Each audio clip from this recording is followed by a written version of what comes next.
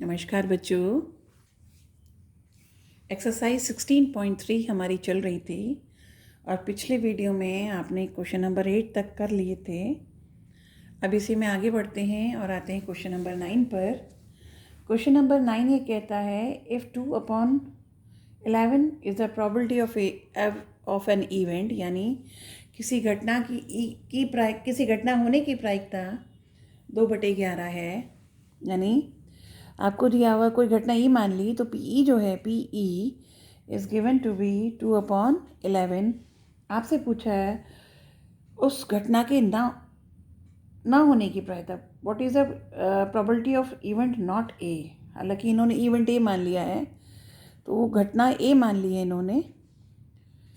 फिर से कर लेते हैं। P A is equals to 2/11। आपसे पूछा पी ए नॉट। मैं थ्योरी में पहले ही बता चुकी थी कि P A not is actually equal to 1 minus P A. इस फॉर्मूले का यूज़ करते हुए पिछले वीडियो में मैं इसको एक्सप्लेन कर चुकी थी ये कैसे आया। तो 11 माइनस 2/11 यानी 9/11 इसकी प्रोबेबिलिटी, उस घटना की ना होने की प्रायिकता होगी। अब आते हैं क्वेश्चन नंबर 10 पर। क्वेश्चन नंबर 10 ये कहता है कि शब्द दिया हुआ है आपको assassination. A word is given assassination, ASSINATION, ये शब्द दिया हुआ है असैसिनेशन। और इसमें से एक लेटर, कोई एक अक्षर चुना जाता है, सिलेक्टेड या चूजन एट रैंडम। तो प्रोबेबिलिटी पूछी है पहले पार्ट में कि व्हाट इज़ दैट प्रोबेबिलिटी, कि वो आपका वोवल चूज होगा यानी स्वर होगा। सेकंड में है कि वो प्रोबेबिलिटी कंसोनेंट होगा यानी व्यंजक होगा। यहाँ पर आपके इसमें 1 2 3 4 5 6 7 8 9 10 11 12 13 कुल 13 अक्षर हैं। तो कोई एक अक्षर चुन रहे हैं तो उसकी चुनने की प्रायिकता यानी टोटल कितने संभव तरीके हैं 13C1। कुल 13 तरीके से आपके आउटकम्स आ सकते हैं। अब इवेंट ई जो है फर्स्ट पार्ट में वो कहते हैं जो एक अक्षर चुना, जो वन लेटर आपने जो चूज़ किया दैट वो आपका वॉवल हो। वन लेटर जो चूजन है दैट इज वॉवल। अब यहाँ पर आपके पास वॉवल कितने हैं? 1 2 3 4 5 और 6। तो टोटल नंबर ऑफ वॉवल्स आपके कितने हो गए? 6। तो 6 में से एक वॉवल को चूज़ करने के तरीके कितने हुआ? 6C1, यानी 6 तरीके से वॉवल आपका चुना जा सकता है। तो PE जो होगा वो होगा आपका NE/NS, so it is 6/13। Second part ये कहता है कि वो आपका कंसोनेंट हो। तो यहाँ जितने भी मतलब लेटर्स जो होते हैं या तो वॉवल होते हैं या कंसोनेंट होते हैं। तो 13 में से 6 आपके अगर वॉवल हैं तो सीधे से क्या बचे? आपके कॉन्सोनेंट ही बचे। तो एक तरीका तो यह है कि जो one letter chosen is consonant, यानी जो एक अक्षर जो चुना गया वो व्यंजक हो, ये आपसे कहते हैं। तो फिर वही तरीका है, नंबर ऑफ एलिमेंट्स आपके पास 7 हैं, 7 में से एक चुनने के तरीके 7 हुए तो प्रोबेबिलिटी ई हो गई कितनी? 7/13। इसको दूसरे तरीके से भी कर सकते थे, क्योंकि शब्दों में या तो कंसोनेंट होते हैं या वॉवल, इनके अलावा और कोई किसी तरह का शब्द नहीं होता। तो अगर ई को आपने वॉवल माना तो कंसोनेंट के लिए आपका मतलब होगा ई डैश पूछ रहे हैं, यानी 1 माइनस PE, यानी कि 1 माइनस PE। अगर ई को आपने इवेंट माना था, ई को इवेंट माना था कि वो वॉवल हो, तो 6/13 6/13, तो ये आ जाएगा आपका 7/13। तो इन आइदर वे आपका आंसर सेम आएगा। इन दोनों में से या तो ये तरीका करो या इसको चूज़ करो, दोनों तरीके सही हैं। बेसिकली यहाँ क्वेश्चन पूछने का यही पर्पस था कि ए और ई डैश में ही ये अंतर निकालना चाह रहे थे। अब आते हैं क्वेश्चन नंबर 11 पर।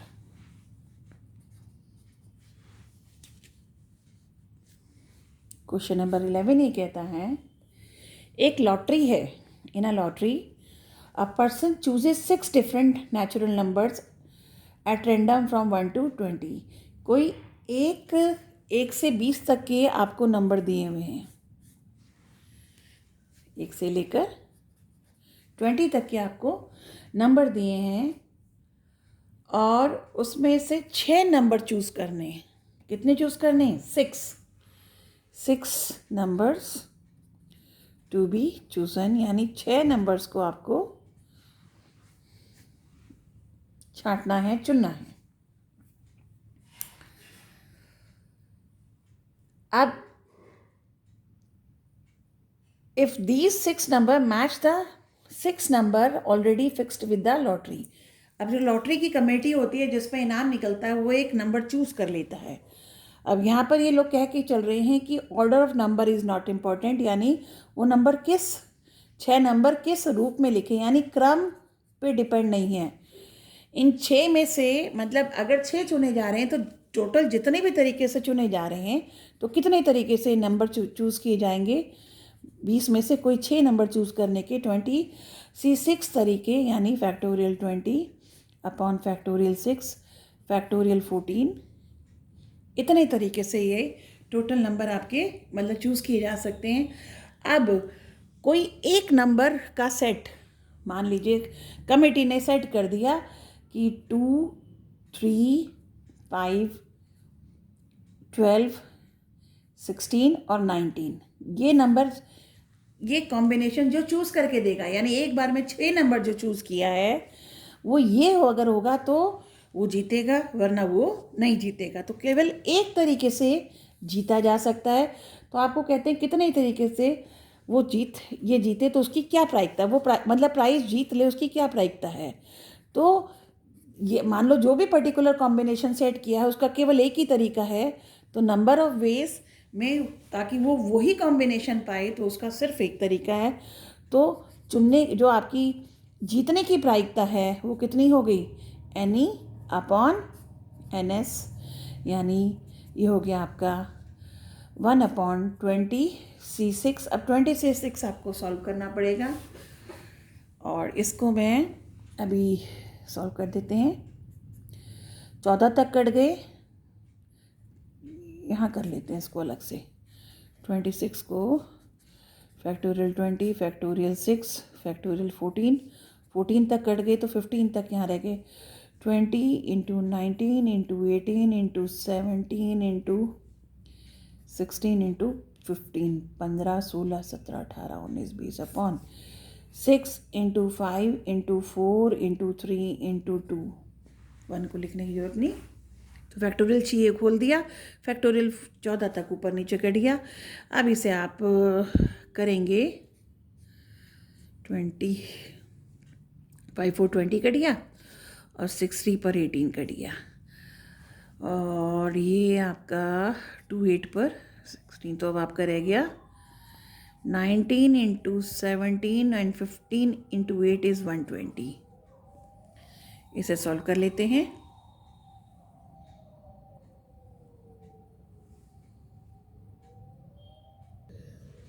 तो यह आया आपका 38760. ये मैंने अलग कैलकुलेट कर लिया. तो ये आपका आएगा 1/38760. ये कैलकुलेशन पार्ट है, ये मैंने आपका अलग कर दिया है, रफ वर्क में कर लेना है. सो ये था question number 11. Now come to question number 12. Question number 12 में कहते हैं ये प्रायिकता दी हुई है, PA भी दिया हुआ है. आपको ये पूछा है ये ठीक से डिफाइन है या नहीं है. पहला पार्ट है कि PA आपको 0.5, PB है 0.7, PA इंटरसेक्शन B जो है वह है 0.6. इसमें ये पूछा है ये संभव है या नहीं है.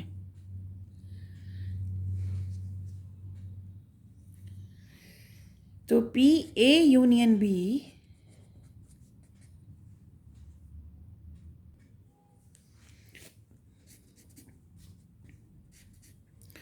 ये संभव है या नहीं है। अब आप देखेंगे पी ए इंटरसेक्शन बी का मतलब होता है number of elements in A intersection B upon N S. इस पी ए का मतलब होता है number of elements in A upon N S, right. तो नीचे वाला दोनों का सेम है, ऐसे ही ये होगा N B upon N S.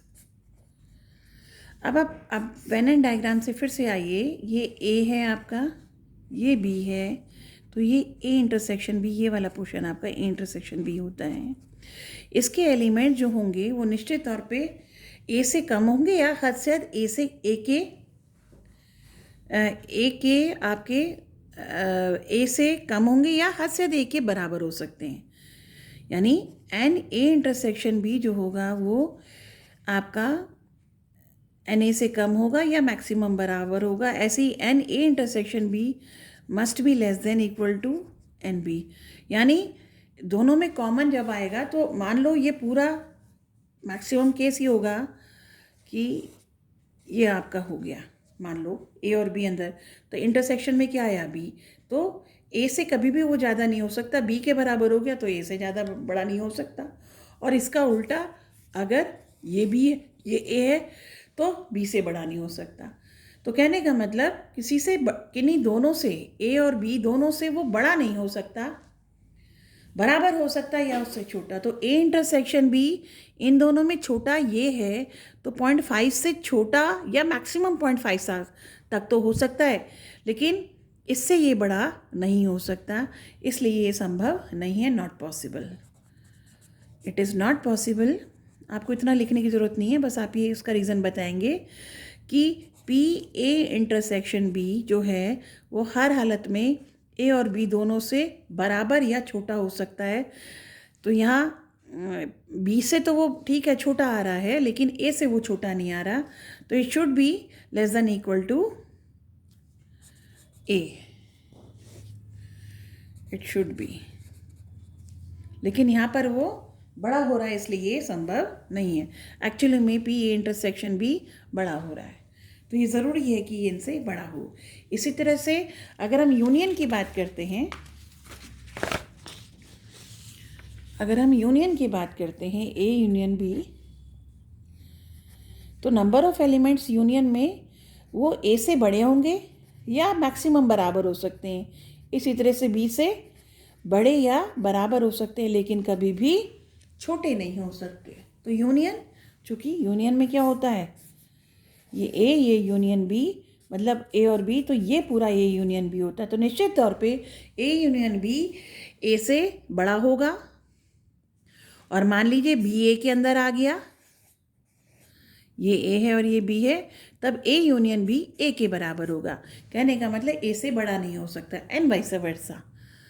यहाँ बी से भी बात करेंगे तो बी से ए यूनियन बी बड़ा होगा, लेकिन अगर बी बड़ा है, बी ये है, ए बड़ा है, तो यूनियन में ये पूरा हिस्सा आएगा, तो यानी वो बी के बराबर हो रहा है, लेकिन बी से बड़ा नहीं होगा। तो किसी भी स्थिति में ए यूनियन बी जो है वो एन ए और एन बी से बड़ा होगा या बराबर होगा, यानी छोटा नहीं होगा। तो यहाँ जो तीसरा वाला पार्ट है, सेकंड पार्ट है, उस पर आएंगे हम।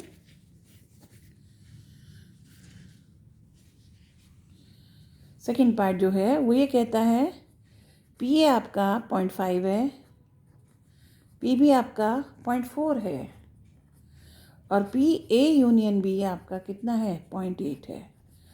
तो ये दोनों से बड़ा है, यानी किसी भी कीमत पे 0.5 से छोटा नहीं होना चाहिए। तो यह 0.8 है, तो यस इट इज़ पॉसिबल, ये आंसर करेक्ट है। ये था क्वेश्चन नंबर आपका 12। Come to question number 13। इसमें फिल इन द ब्लैंक्स हैं। आपको 4 चीज़ें हैं, P A, P B, P A intersection B और पी ए यूनियन बी। इन चारों में से कोई 3 चीज़ दे रखी है 3 पार्ट में, और एक चीज़ मिसिंग है। हम आपको बता दें, इसका जो फॉर्मूला यूज़ करते हैं पहले भी मैं आपको बता चुकी हूँ, P A plus P B, P A union B is equals to P A plus P B minus P A intersection B का ये फॉर्मूला हम लगाएंगे। और इन 4 1 2 3 4 आपकी क्वांटिटीज़ हैं, इनमें 3 चीज़ दी होंगी, कोई एक आपको पूछा होगा, तो इस इक्वेशन को यूज़ करके आप वो मिसिंग क्वांटिटी निकालेंगे। जैसे पहले वाले पार्ट में पी आपको 1/3 दे रखा है, पी भी आपको 1/5 दे रखा है, पी ए इंटरसेक्शन भी आपको 1/15 दे रखा है। तो इस तरह से पी ए यूनियन भी हो गया आपका 1/3, 1/5 माइनस 1/15। एलसीएम आया 15, 5 + 3 - 1, 8 - 1 यानी 7/15 इसकी प्रोबेबिलिटी हुई। सेकेंड पार्ट में आपको पी ए दे रखा है 0.35, पी बी आपसे पूछा है, पी ए इंटरसेक्शन भी आपको दिया है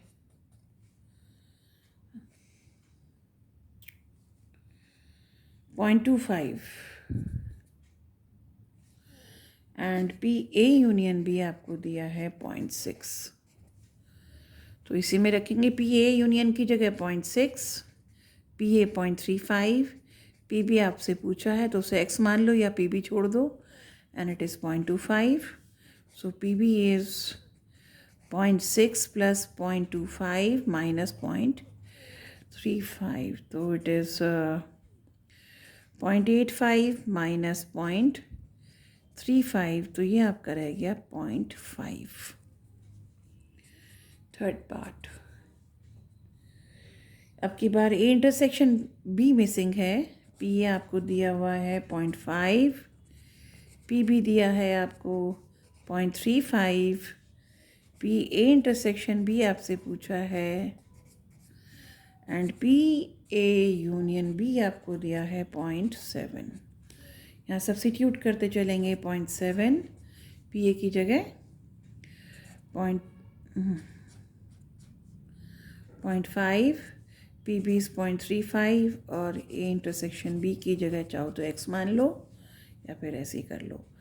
तो ये इधर आ गया, ये इधर चला गया, तो पी ए इंटरसेक्शन बी बराबर दिस इज़ 0.85, इन दोनों का ऐड माइनस 0.7, तो इट रिमेन 0.15 आपका इसका आंसर हुआ। तो ये था आपका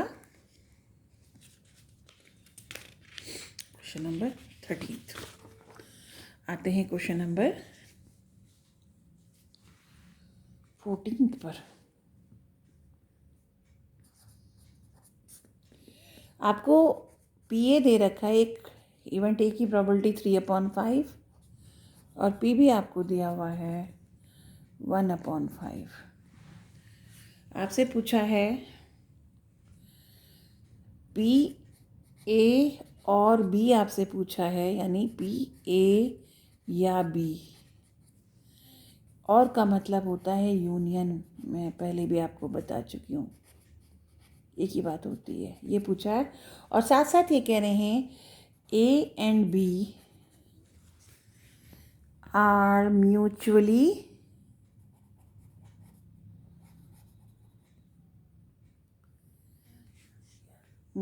की स्पेलिंग ही गड़बड़ कर रही हूँ, म्यूचुअली एक्सक्लूसिव, यानी परस्पर अपवर्जी घटनाएं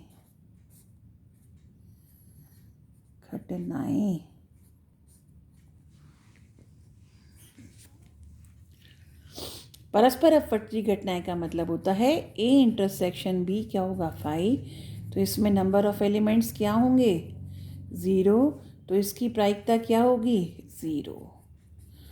ठीक है ना। तो जब भी परस्पर या म्यूचुअली आए तो सीधा आप ये लगाएंगे ए इंटरसेक्शन बी बराबर 0। तो इस तरह से पी ए यूनियन बी सिर्फ क्या रह जाएगा आपका P A plus P B, क्योंकि फॉर्मूले से तो ये बनेगा, लेकिन इसे 0 होते ये क्या रह गया सिर्फ P A plus P B, and that becomes 3/5 + 1/5, तो ये हो गया 4/5। चूँकि दो घटनाएं दोनों का सम 4/5 आ रहा है, 1 नहीं आ रहा, इसका मतलब ए और बी निशेष घटनाएं यानी एग्जॉस्टिव इवेंट्स नहीं हुए। हाँ, अगर ये दोनों निशेष घटनाएं होती यानी इनका दोनों का सम 1 आ जाता तो बी एक्चुअली में ए नॉट के बराबर होता और ए बी नॉट के। तो इसका मतलब ये एग्जॉस्टिव यानी एग्जॉस्टिव इवेंट्स नहीं हैं, ये निशेष घटनाएं नहीं हैं। ये था question number 14। Come to question number 15। अब कहते हैं ई और एफ दो इवेंट्स हैं, दो घटनाएं हैं कि पी ई दे रखा है आपको 1/4 1/4, पी एफ दे रखा है आपको 1/2 और पी ई तथा F, E and F, just focus करो एंड पर। एंड का मतलब होता है इंटरसेक्शन, अथवा या और का मतलब होता है यूनियन, जैसे ऊपर था और या, और इसका मतलब इंटरसेक्शन होता है। तो ये दे रखा 1/8। आपसे पूछा है पहला पार्ट पी ई और एफ यानी अथवा यानी ई यूनियन एफ पूछा है, तो वही फॉर्मूला आपका P E plus P F minus the intersection. Here it goes. So 1/4 plus 1/2 minus 1/8. LCM is 8. 2 plus 4 minus 1. It is 5/8. Second part ये कहते हैं neither E nor F. It is P E नहीं तथा F भी नहीं, not F, यानी P E not intersection, तथा का मतलब एफ डैश, ना ये हो ना वो हो, ना ई हो ना एफ हो, ये पूछा आपसे। तो आप एक डी मॉर्गन लॉ करके आए थे, डी मॉर्गन का नियम पढ़ के आए थे सेट्स में। ई नॉट इंटरसेक्शन एफ नॉट बराबर होता है ई यूनियन एफ नॉट। ये मैंने आपको पढ़ाया था तब। कभी कंफ्यूजन हो जाए तो वेनन डायग्राम बना लिया करो। ये आपका डी मॉर्गन का नियम है, देखो।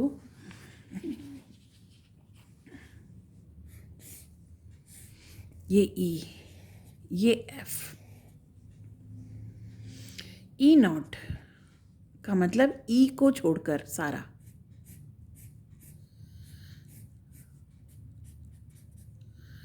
ऐसी एफ नॉट, ये ई था ये एफ था, तो एफ को छोड़कर सारा, देख रहे हैं। तो ये वाला गोला छोड़कर, ये एफ को छोड़कर सारा जो है ये एफ नॉट आ गया। अब इन दोनों का जो दोनों में कॉमन हो, ई डैश इंटरसेक्शन एफ डैश का मतलब जो इसमें भी हो इसमें भी हो। तो ये एफ वाला जो गोला है वो इसमें शेड नहीं हो रहा और ई वाला गोला इसमें शेड नहीं हो रहा और ये दोनों में शेड नहीं हो रहा बीच का। तो कहने का मतलब ये गोले के अंदर जितना हिस्सा है उसे छोड़कर बाकी जो बचा वो दोनों में कॉमन आ रहा है, ये पोर्शन जो देख रहे। तो और ये गोले के अंदर जो हिस्सा होता है उसे हम कहते हैं यूनियन। तो पूरे रेक्टेंगल में यूनियन को छोड़कर बाकी जो बचेगा वो इसके बराबर है। इसका मतलब यूनियन का not complement is equal to this. तो ये आप वेनन डायग्राम से भी निकाल सकते हैं और ये सीधा नियम आपको डी मॉर्गन के नाम से जाना जाता है। तो डी मॉर्गन नियम आप लगाएंगे तो इसका मतलब जब ये आपका लगता है तो इसी तरह से आप कह सकते हैं probability of E intersection F dash is equals to probability of E union F dash. और अभी हम पढ़ के आए थे, थ्योरम पढ़ के आए थे कि P E not equal to 1 minus P E. तो अगर मैं इसको x मान लूँ तो ये बन गया पी एक्स डैश, राइट। और पी एक्स डैश को क्या लिखेंगे 1 माइनस पी एक्स, ऐसे लिखेंगे ना। तो अब ये पूरा अगर x हो गया तो पी एक्स डैश क्या बन गया 1 माइनस पी एक्स और x का मतलब ई यूनियन एफ। तो आपने ई यूनियन एफ ऊपर निकाला था कितना 5/8, तो ये हो गया 1 माइनस 5/8, तो ये हो गया 3/8 इज इसका आंसर होगा। इसका आंसर 3/8। तो ये था आपका क्वेश्चन नंबर 15। अब आते हैं क्वेश्चन नंबर 16 पर।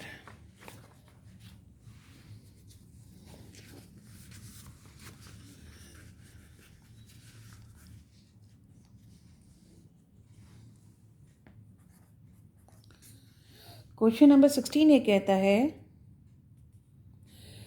दो इवेंट्स हैं सच दैट PE नॉट और F नॉट, ये आपको 0.25 दे रखा है।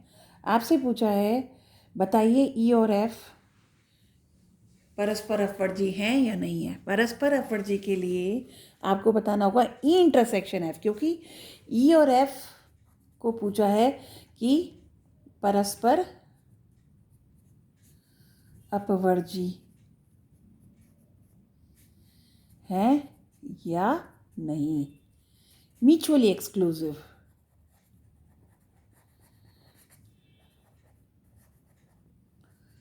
है या नहीं। यानी अगर A intersection F PE intersection F आपका अगर 0 आता है तो वो परस्पर अपवर्जी यानी म्यूचुअली एक्सक्लूसिव हैं, वरना नहीं है। तो यहाँ से आपको ये मालूम करना है कि वो ऐसा है या नहीं है। तो इसका बेसिकली मतलब हुआ E dash union F dash, ये रखा आपको। फिर आते हैं डी मॉर्गन का जो नियम, दो नियम बताए थे डी मॉर्गन ने, डी मॉर्गन्स लॉ। वो ये कहता है E not union F not बराबर होगा E इंटरसेक्शन F का। अब इसको आप बुक में से देख लेना, मैं समझा चुकी हूँ पहले भी, सेट्स में आप दोबारा जाके देखेंगे। तो इसकी प्रोबेबिलिटी जो होगी वो होगी आपकी probability of E intersection F not, तो ये हो गया 1 minus P E intersection F। अभी वो नियम पढ़ा था कौन सा, PX डैश बराबर 1 माइनस PX, राइट। और ये आपको दे रखा है 0.25, तो PE इंटरसेक्शन F जो दे रखा 1 माइनस 0.25 तो 0.75 आएगा।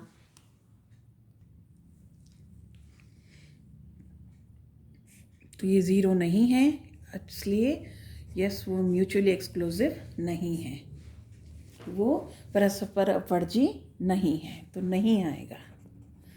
ये था क्वेश्चन 16। अब आते हैं प्रश्न नंबर 17 पर।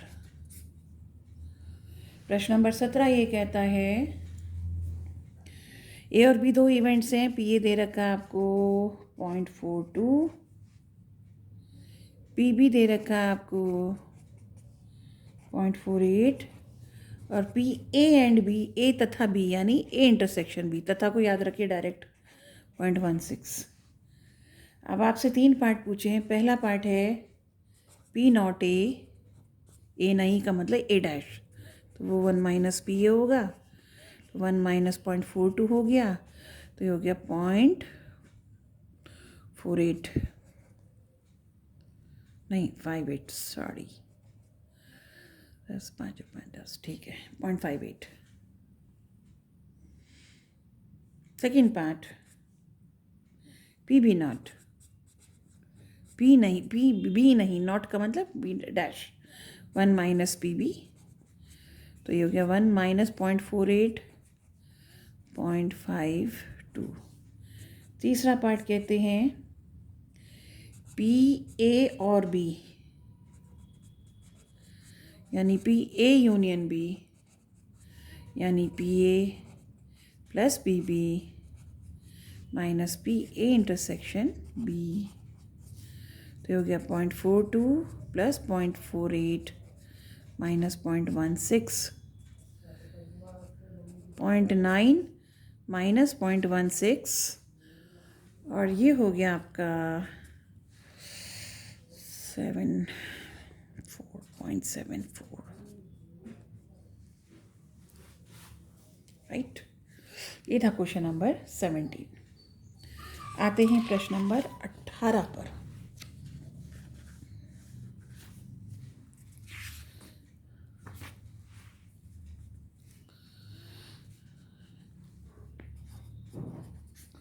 प्रश्न नंबर 18 ये कहता है, एक क्लास है, 11वीं क्लास है, 11th क्लास है, उसमें 40% ऑफ द स्टूडेंट मैथमेटिक्स पढ़ते हैं, 30% बायोलॉजी, 10% दोनों पढ़ते हैं। एक बच्चा चूज़ किया गया, find the probability that he will be studying mathematics. तो अब आप इसको कई तरह से 40% कर सकते हैं। मतलब आप मान लीजिए total student let total number of student जो है आपके वो 100 हैं। तो जो मैथमेटिक्स को पढ़ते हैं 40% यानी 40 हो गए, और जो बायोलॉजी पढ़ते हैं बायोलॉजी वो आपके 30% है, यानी 100 में से 30 हो गए, राइट। तो आप ऐसे मान सकते हैं इसको। तो और 10% दोनों पढ़ते हैं, तो मैथ्स एंड बायोलॉजी आपके 10 बच्चे हो गए टोटल। तो एक बच्चा चुना गया, फाइंड द प्रोबेबिलिटी, वो मैथ्स और बायोलॉजी। तो एम इवेंट मान लेते हैं जो बच्चे मैथ्स पढ़ते हैं। तो एक बच्चा जो चुना गया, अब एक बच्चा टोटल चुना गया, तो NS अगर मैं कहती हूँ तो 100 में से एक बच्चा चुनने का तरीका हो गया 100C1 यानी 100। अब मैथ्स में 40 बच्चे हैं, तो 40 बच्चों में से अगर एक बच्चा चुना जाता है तो वो चुना हुआ बच्चा मैथ्स का कहलाएगा। तो इट इज़ 40C1, तो ये हो गया 40। बायोलॉजी का बच्चा है तो वो 30 बच्चों में से कोई चुना गया तो 30C1 यानी 30। और मैथ्स और बायोलॉजी दोनों यानी इंटरसेक्शन हो तो 10 बच्चे हैं, तो 10 में से अगर कोई चुना गया, इन 10 में से अगर चुना गया तो वो 10 तरीके से चुना जा सकता है, तो वो मैथ्स और बायोलॉजी दोनों में काउंट होगा। तो आपसे पूछा है मैथ्स अथवा बायोलॉजी यानी M यूनियन B, यानी मैथमेटिक्स और बायोलॉजी। तो it is by the formula PM + PB minus M intersection B। So it is sorry, ये तो नंबर ऑफ एलिमेंट्स हो गए इन मैथ्स, नॉट प्रोबेबिलिटी। तो प्रोबेबिलिटी जो होगी PM इज़ 40/100, PB इज़ 30/100। तो PM intersection B is 10/100. So it is 40/100 plus 30/100 minus 10/100। तो हो गया 70 minus 10 यानी 60/100। तो इट इज़ 6/10 यानी 3/5। ये आपका क्वेश्चन था 18th। क्वेश्चन नंबर 19th पर आए। एक एंट्रेंस एग्ज़ाम है, एक किसी का मतलब प्रतियोगिता है, और उसमें 2 एग्ज़ामिनेशन पर बेस्ड है आपका, उसमें एंट्रेंस होने के लिए, यानी एक प्रतियोगिता में 2 पेपर पास करने कायदे में। The probability of random chosen study student passing the first examination is, एक बच्चा चुना जाता है, उसने पहला एग्ज़ाम पास कर लिया, तो E1 हम मानते हैं कि पहला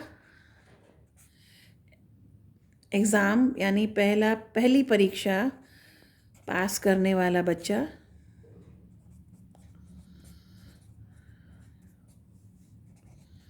छात्र और विद्यार्थी वॉट एवर इट इज़। तो इट इज़ PE1 इज़, उसकी प्रोबेबिलिटी है 0.8। E2 मान लेते हैं दूसरी परीक्षा, सेकंड परीक्षा जो पास करने की, तो PE2 दे रखा है, दूसरा प्रोबेबिलिटी को पास करने का 0.7 है। और कम से कम एक को पास करे, तो कम से कम का मतलब E1 या यूनियन E2 है, वो दे रखा है 0.95। क्या प्रोबेबिलिटी है कि वो दोनों परीक्षाओं को पास करे,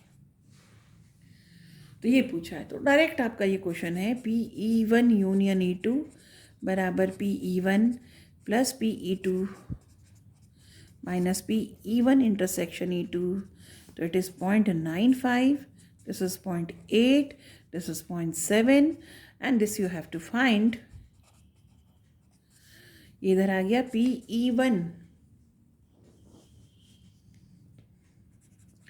intersection E2, it is 0.8 plus इसे जोड़ी लेते हैं 1.5 माइनस 0.95, तो ये रह गया 5.5, सॉरी 0.55। तो ये इसकी प्रायिकता होगी। ये था प्रश्न नंबर 19। आते हैं प्रश्न नंबर 20 पर।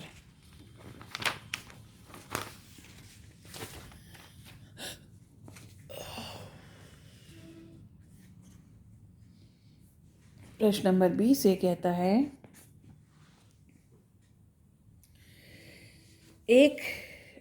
the probability that a student will pass the final examination in both English and Hindi is 0.5, और किसी में भी पास होने and the probability of passing neither is 0.1.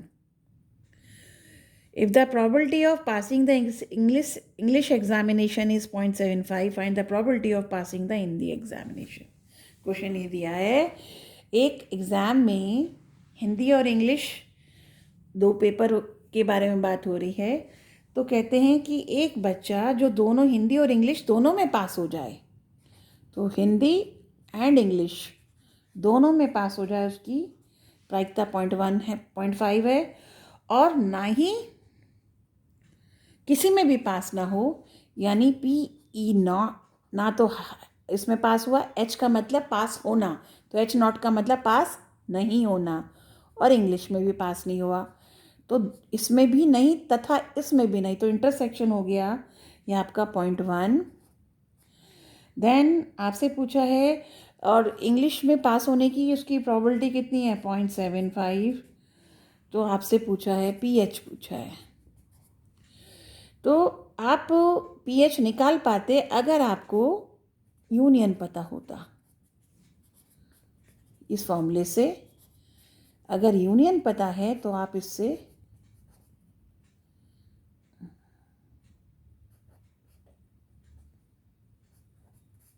इस फॉर्मूले से निकालते, पर हमें ये नहीं पता। ये पता है, ये पता है, ये हमसे पूछा है, तो पहले ये निकालना पड़ेगा। तो जो दिया है उसके माध्यम से, तो आपको अभी थोड़ी देर पहले बताया था, ये by De Morgan's law it is PH union E का कॉम्प्लीमेंट। ये कौन से नियम से, डी मॉर्गन्स लॉ।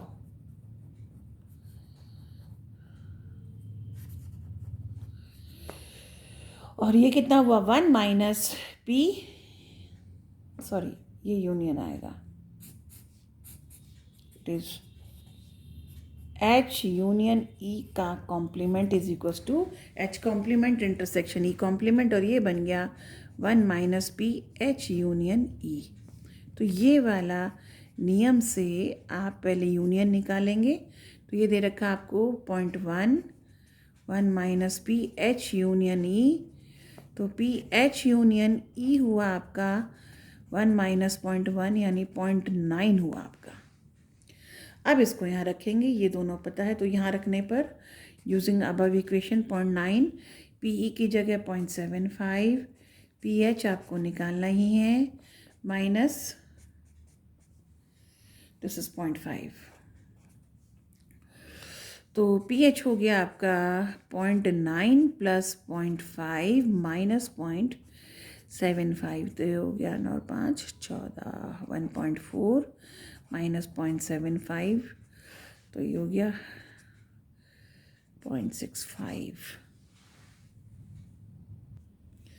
ये था आपका question number 20। And come to the last question, 21st question, last question of this exercise.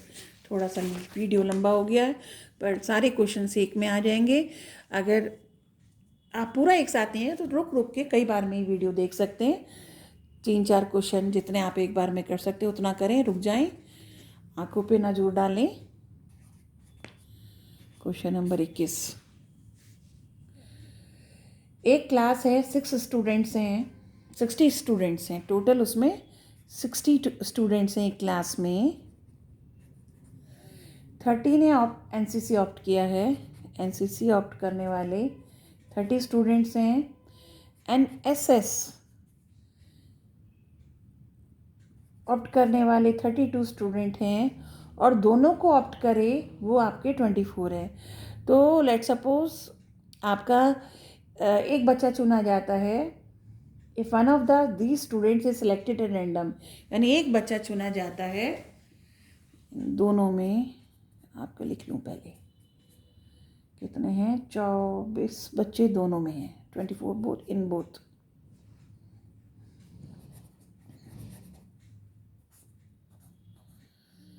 Both में, ठीक है। अब एक बच्चा चुना जाता है, एक बच्चा रैंडमली चूज़ किया जाता है, तो व्हाट इज़ द प्रोबेबिलिटी कि वो एनसीसी का हो या एनएसएस का। तो हम कहते हैं लेट इवेंट ई एनसीसी में से एक बच्चा चुना गया और इवेंट एफ एनएसएस में से एक बच्चा चुना गया। तो एन ई कितना हुआ, 30 में से एक बच्चा चुनना यानी 30C1 यानी 30। एन एफ कितना हुआ, 32 में से एक बच्चा चुनना यानी 32। एन ई इंटरसेक्शन एफ कितना हुआ, 24 में से कोई एक बच्चा चुनना, तो इट इज़ 24 और एन एस कितना हुआ, 60 में से कोई एक बच्चा चुनना, तो इट इज़ 60। तो प्रोबेबिलिटी ऑफ ई कितना होगा, 30/60, यानी एनसीसी का बच्चा चुना जाए, एफ का मतलब 32/60 और ई इंटरसेक्शन एफ का मतलब 24/60। अब पहला पार्ट ये कहता है कि बच्चा एनसीसी का हो या एनएसएस का हो, यानी ई यूनियन एफ पूछा है आपसे।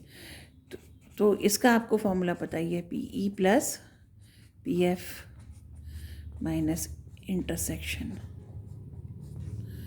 तो it is 30/60, it is 32/60, it is 24/60।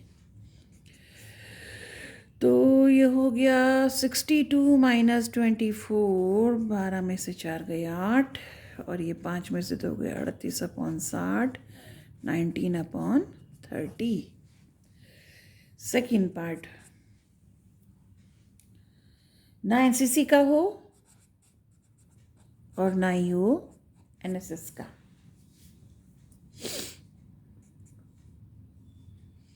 यानी 60 में से 38 बच्चों ने किसी एक में है, तो इसका मतलब होता है, अभी डी मॉर्गन लॉ से किया था, पी ई यूनियन एफ का कॉम्प्लीमेंट।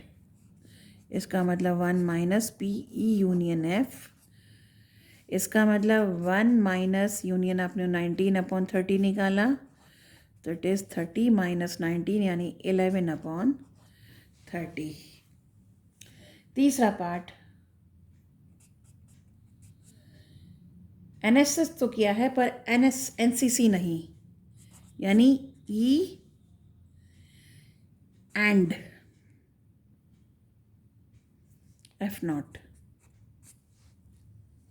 इसका मतलब हुआ P E minus P E intersection F, यानी एफ में नहीं होना चाहिए, तो ई का हो पर एफ में ना हो।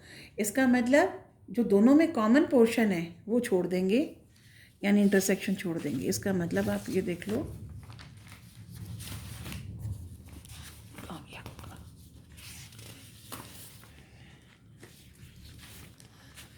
ये देखो,